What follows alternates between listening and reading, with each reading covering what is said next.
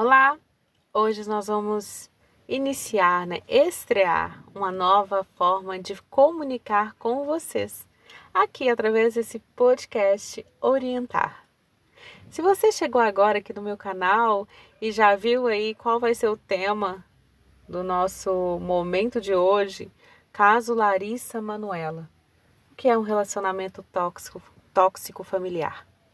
Quando as escolhas dos nossos filhos saem completamente daquilo que foi ensinado, a minha idealização, como eu devo reagir enquanto mãe, enquanto pai? Então fique aqui até o final e já aproveita, se inscreva no canal, deixe seu like, comente, compartilhe. E esse tema foi o tema sugerido por uma inscrita aqui no canal. E ela ainda mandou assim: Sinara, fala desse caso Larissa Manoela. Eu não consigo me imaginar sem um minuto de convivência com a minha filha. Essa quebra brusca de relacionamento familiar, será que não está existindo aí um exagero? A figura da mãe, ela é sagrada. Eu não posso aceitar que minha filha tome decisões e ficar calada. Quando é que uma criança, que um adolescente pode realmente escolher? Eles não sabem escolher, Sinara. Eu gostaria que você falasse sobre esse tema. Bom, essa fala foi de uma inscrita aqui no canal. O nome dela é Marisa. E ela relata, continua um relato extenso, grande. Ela tem 2 filhos, uma menina e um menino. A menina tem 15 anos e o menino tem 2. E um dos seus relatos, ela disse que esse caso, Larissa Manoela, foi assunto, foi pauta dentro da família, onde a filha dela falou: bom, em breve eu vou sair de casa, eu vou morar sozinha. O que ocasionou um desespero muito grande. Ela falou que no impulso, mas ela assume que ficou desesperada, foi falar: você não consegue se virar sozinha. Mas ao mesmo tempo ela começou a refletir: mas eu bato na tecla para minha filha ser independente. Só que na cabeça dessa mãe, ela imaginava que essa independência da filha seria apenas quando ela casasse. Ou então, estudar fora do país. Agora ela está com medo de passar por uma situação que obviamente não vai envolver uma fortuna como a da Larissa Manoela, mas esse convívio familiar que ela tanto preza. Olha, esse rompimento da Larissa, que hoje tem 22 anos, e os pais, Silvana e Elias, ele repercutiu muito e colocando a vida dessa família em destaque em todos os sites de comunicação, dentro da internet, revistas, jornais, em todo canto você vai se deparar com um trechinho de uma entrevista, seja feita pela emissora, seja alguma pessoa que faz ali, descobre se está falando a verdade, se está falando mentira, você já assistiu alguma coisa a respeito. E o que eu quero colocar aqui para vocês não é estudar o caso, quem está certo e quem está errado, mas é levar cada um de vocês a uma reflexão. Quando é que o meu filho, de fato, começa a realizar escolhas? E como eu vou reagindo ao longo desse percurso diante das escolhas dos meus filhos? O que essas escolhas começam a me trazer quando eu vejo que, opa, tá escolhendo demais, hein, menino? E é muito interessante porque muito se fala dos relacionamentos tóxicos, mas se esquece de dizer também sobre a toxicidade das relações familiares. É razoável pensar que nossa primeira relação tóxica se dá, infelizmente, no núcleo familiar. Um primeiro modelo de laço afetivo que, para o bem ou para o mal, dará o tom dos nossos vínculos futuros. Aos pais ou a quem quer que exerça essa função, cabe a difícil tarefa de educar. O que significa? Impor limites, dizer não à voracidade infantil, que tudo quer e acha que tudo pode, ideias sem pensar na consequência. Mas isso tudo se dá também pela imaturidade desse cérebro. É importante levar em consideração isso. E quando é que esse cérebro amadurece? Lá pelos 25 anos. Então, é um processo contínuo de internalização das regras sociais que convoca cada um de nós desde o princípio a lidar com a seguinte questão: como dar vazão ao desejo sem romper os pactos sociais e da cultura?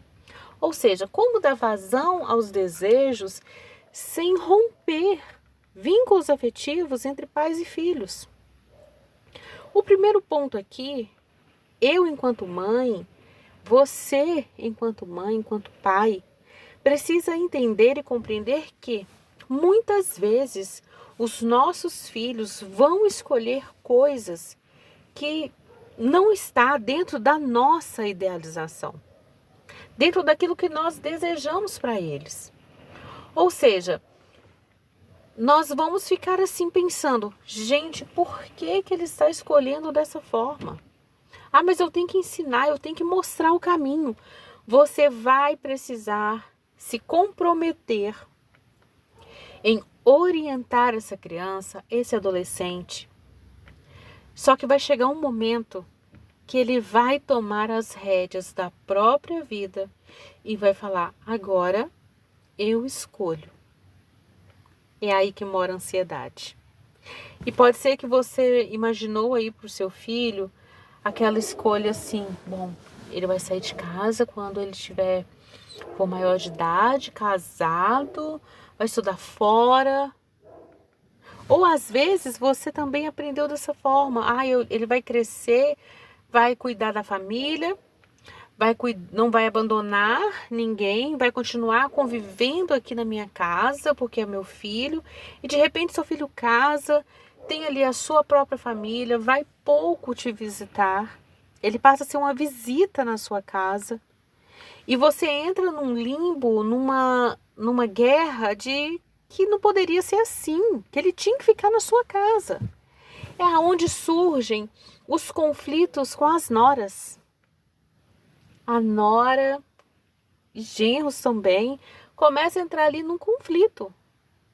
Mas como assim almoçar domingo na casa da sua mãe? De novo? Ah, mas a mamãe tá chamando, a mamãe tá fazendo questão. Então começa uma guerra.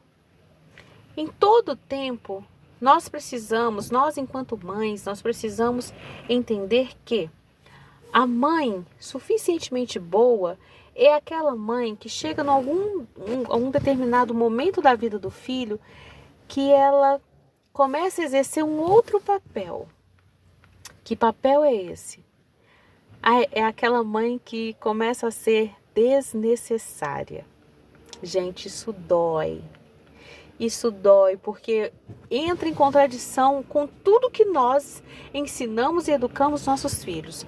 Nós ensinamos nossos filhos para enfrentar o mundo, para realizar boas escolhas, para fazer muitas coisas. E de repente, nós começamos a ocupar um lugar de mãe, um lugar muito importante, só que desnecessário. Muitas vezes esse cenário faz as mães entrarem em uma dor gigantesca de não conseguir enxergar a vida sem o filho. E precisa de um recurso para isso. Sou eu que tomo conta da sua carreira. Estava em uma das conversas que a mídia soltou. Você deve tudo a mim.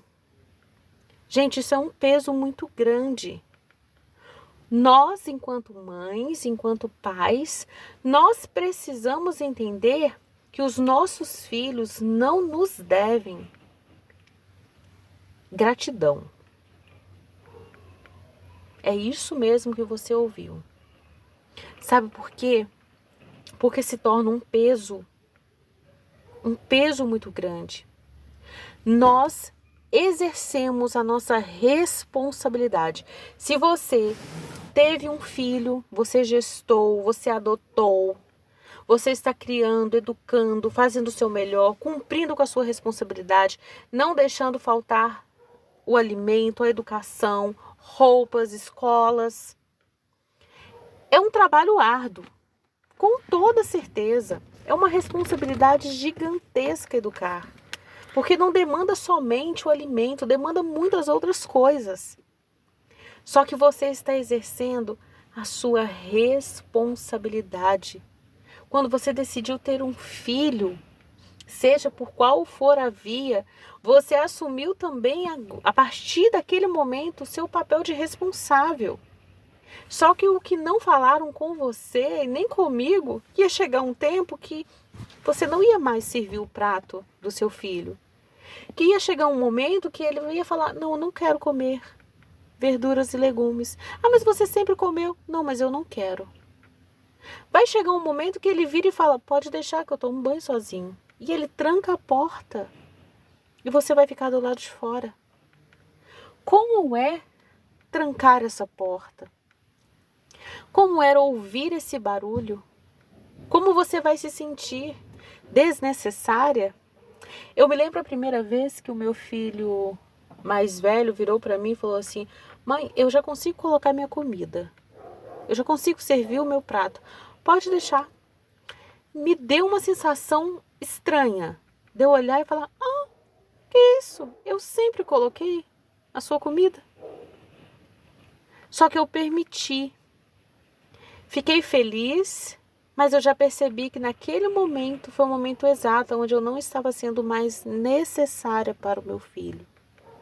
Me ensinar o que é um prato de comida com uma quebra de vínculo tão grande, de falar, não dá. O que aconteceu com essa família? Nós precisamos entender que, às vezes, os pais, eles querem super proteger e acaba se tornando tóxicos. E nessa questão de falar, olha, se você não tiver a minha ajuda, você não vai saber fazer sozinha. E vai menosprezando o filho, tirando dele a capacidade de execução, de raciocínio, de controle. Se eu não estivesse aqui com você, né, nunca faz nada direito. Você já ouviu isso? E isso dói, isso incomoda. Você fica com uma sensação fantasma de que, será que eu estou fazendo certo? Precisando da aprovação. E aprovação essa que nunca vem, que nunca chega. Porque tudo que você faz não está bom. E essa relação tóxica costuma exceder. E ela vai naquela tentativa.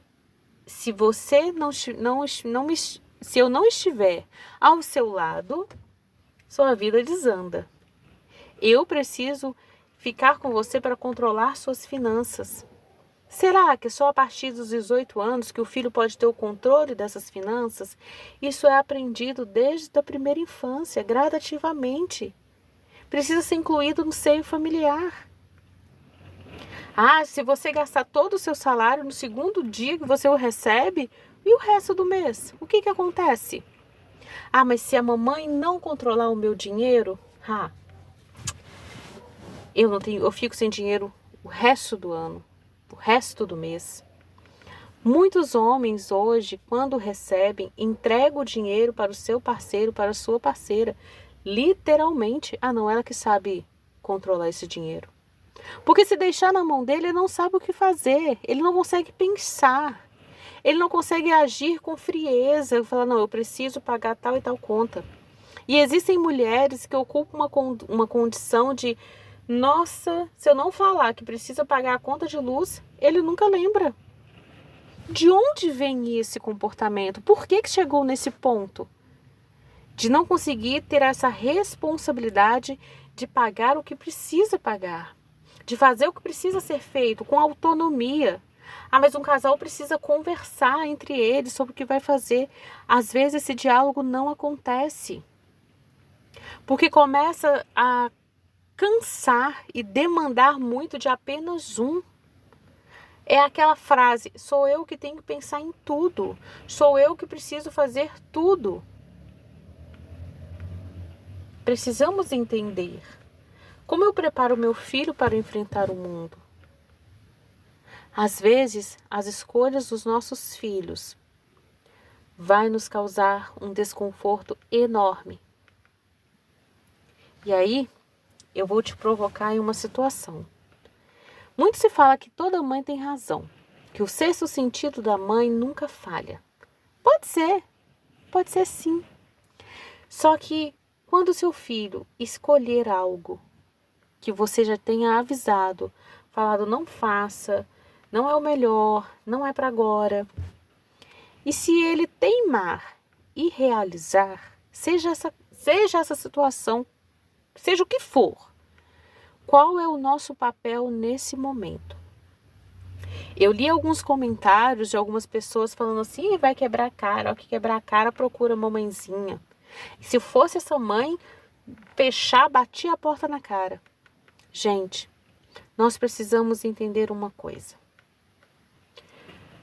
Não torça para a vida do seu filho dar errado quando ele toma uma decisão contrária da sua. Sabe por quê? Porque se der errado, você vai estar junto com ele tentando resolver. Ah, mas eu vou deixar resolver sozinho, Sinara. Será que você vai conseguir? Não torça para as escolhas do seu filho dar errado. Pelo contrário, fala, tomara que dê certo. Faça dar certo. Converse isso com seu filho. Faça dar certo. Ah, eu não quis fazer faculdade, eu quero fazer um curso técnico. Então faça dar certo, meu filho. Sabe por quê? Quando um pai e uma mãe realmente têm razão, às vezes o filho volta destruído. E quando volta, porque diante de um erro, ainda mais dessa dimensão, será que um filho vai ter essa autonomia de falar, mãe, eu errei. Eu tomei uma atitude equivocada, presunçosa, eu não pensei direito, eu agi por impulso. Como que você receberia seu filho diante dessa fala? Ah, mas eu não tenho sangue de barata não, Sara. Que é isso?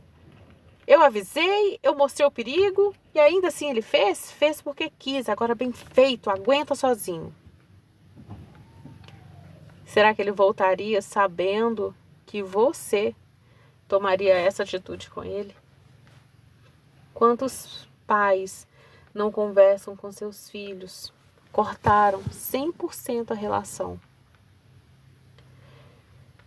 Então, quando uma pessoa toma uma atitude diferente da sua, e essa pessoa é o seu filho, você pode falar, você pode orientar. Mas eu comprar algum brinquedo que eu falava, nossa, não vai dar certo aqui, mas tá, tudo bem. E um desses brinquedos era um patins, onde eu moro, o quintal não é regular. E o patins precisa de um espaço. E eles juntaram dinheiro, compraram esse bendito patins, começaram a brincar. Temos uma praça a alguns quilômetros aqui da minha casa. Só que não é todo dia que vamos. Chegou no momento que ele falou, não funciona patins aqui na minha casa. Aí eu penso, eu sabia disso, mas eu preciso falar? Eu preciso falar dessa forma com meu filho? Tá vendo aí, ó? Se tivesse me escutado, mas não, você fica aí escolhendo patins, gastou dinheiro à toa. Não preciso falar. Sabe por quê? Porque se eu orientei da melhor forma possível, essa orientação estará registrada. Sabe o que aconteceu? Meu filho virou para mim e falou assim, mãe, o que eu faço agora? Eu estou com vontade de vender o patins, mas estou com medo de me arrepender de ter vendido. E eu respondi para ele, meu filho, você vai precisar escolher. Você vai precisar decidir. O que faz você ficar com o patins e o que faz você querer vendê-lo? Coloca na balança e veja o que mais faz sentido. Na minha cabeça eu já sabia o que faria sentido. Só que para o meu filho, hoje ele está com 17 anos, para ele precisava ter sentido, ele precisava sentir essa escolha. E realmente entender o que pesava mais. Passou um tempinho e falou assim, mãe, é melhor eu vender. Porque aqui não tem como andar. Ele repetiu exatamente o que eu falava. Não tem como andar. é muito complicado. Enfim, eu também já tenho agora o patins, andei o tanto que deu, agora já enjoei e pronto. Isso, pois ele foi lá, anunciou, vendeu o patins. Mas eu não precisei ficar tripudiando a minha razão.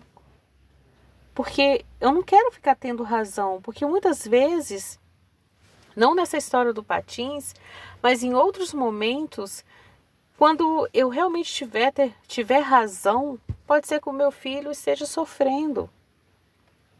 E não é bom ver o filho sofrer. Então, se você tem um filho pequeno, com um aninho, 2, 3, 4, um adolescente, mostre para ele que ele pode escolher, que todas as escolhas remetem a consequências também, boas ou ruins.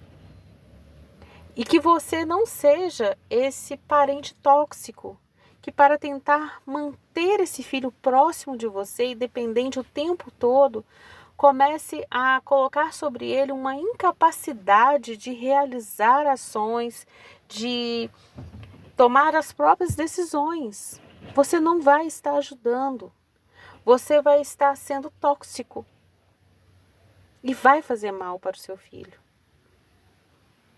Ah, mas eu vou sentir falta do meu filho se ele mudar, se ele casar, se ele se juntar com outra pessoa, seguir uma outra religião. Você vai sentir falta.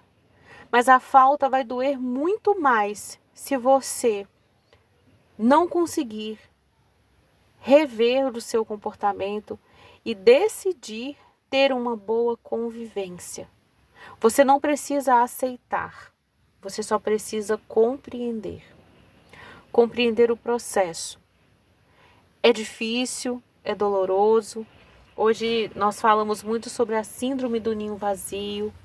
Pouco é falado isso nas redes, mas ela existe. As mães sofrem, os pais sofrem, porque eles começam a perder, eles entendem que estão perdendo a sua utilidade. Eu vivi minha vida pelo meu filho. Não, não faça isso. Compartilhe a sua vida com o seu filho. Inclua no seu roteiro a sua existência. Você precisa existir diante dessa educação de filhos. Você não precisa se anular para que seu filho apareça, porque o preço é muito alto no futuro. Se você jogar isso na cara do seu filho, como dizem por aí, né? Joga na cara essa cobrança. Eu que fui lá e te pari, eu que te adotei, fiquei 8 anos na fila te esperando, e é assim que você me trata. Você coloca um peso muito grande em cima do outro. E ele não sabe lidar com esse peso. E a tendência é se afastar, quebrar o ciclo, não conseguir consertar essa relação. É importante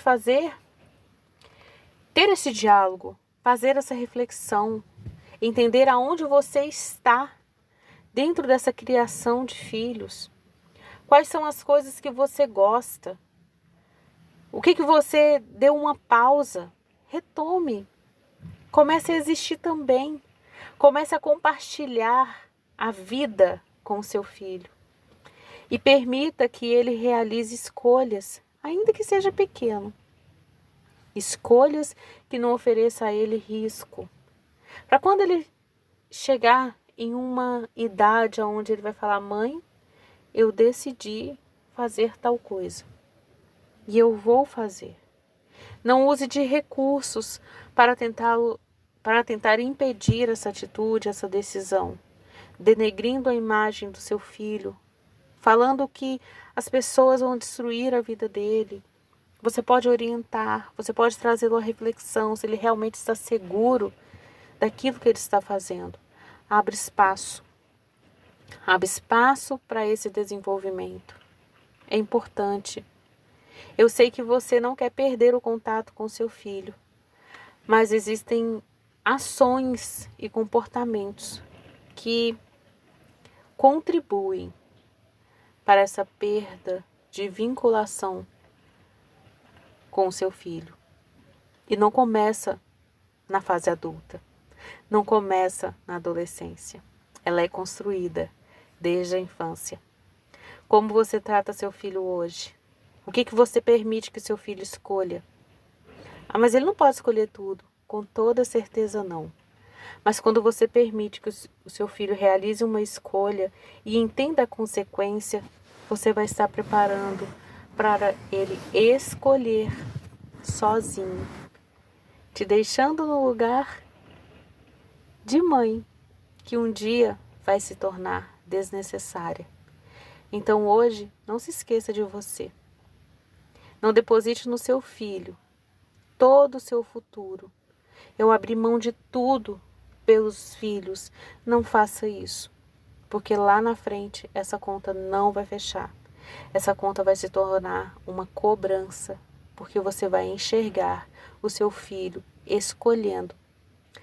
E uma dessas escolhas pode não ser você. Não porque ele esteja negando a origem, negando o amor, o afeto, a educação que você deu a ele. Mas que chega um momento que os filhos voam e voam sem a nossa presença. Mas que eles tenham em mente a lembrança do como é bom conviver com você, como pai, mãe, amigo. Alguém que ele pode chegar e conversar, falar, ai pai, aconteceu isso, isso e isso. É isso que você precisa deixar registrado no inconsciente dos seus filhos. Fez sentido para você? Deixa aqui essa reflexão. E se você sentiu vontade de pedir ajuda diante da realidade que você está vivendo aí hoje, a sua dificuldade de deixar que o seu filho escolha, ou até mesmo você não sabe o que pode deixar, o que uma criança pode escolher, entre em contato comigo. Faça parte da comunidade ASA, onde você vai receber uma orientação segura, uma mentoria direcionada para você e sua família. Deixe aqui nos comentários o que mais fez sentido nessa reflexão que eu trouxe aqui para vocês. Não se esqueça, se inscreva no canal, deixe seu like e compartilhe com outras famílias. E até o nosso próximo vídeo. Tchau, tchau.